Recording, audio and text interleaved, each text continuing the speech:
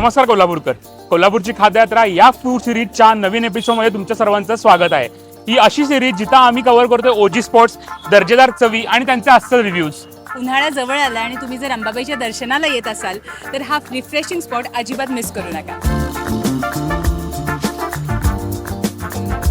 खाद्ययात्रेच्या आजच्या एपिसोडमध्ये आपण आलेलो आहोत तृषा शांतीमध्ये, जे महाद्वार रोडवरील बिनखांबी गणेश मंदिर जवळ आहे.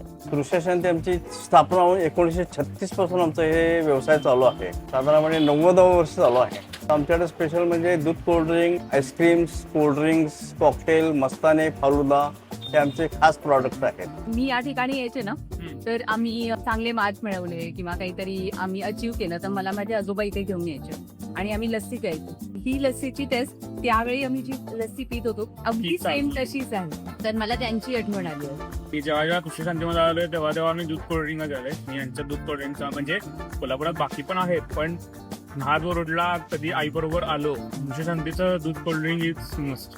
आम्ही जेव्हा यायचो ना हे अगदी छोटंसं कोल्ड्रिंक हाऊस होतं आणि आता त्यांनी बऱ्यापैकी छान डेव्हलप केलं आणि अगदी अंबाबाईच्या मंदिराजवळच आहे. म्हणजे जर समजा कोणी आता उन्हाळ्याच्या सुट्टीत प्लॅन करत असाल तर हे मंदिराजवळचा स्पॉट एकदम बेस्ट आहे. मला वाटतं कॉकटेल हा प्रकार ना फक्त कोल्हापुरातच मिळतो. असं आहे की कोल्हापूरच्या प्रत्येक कोल्ड्रिंक हाऊस आणि आईस्क्रीम पार्लर मध्ये हा मिळतो.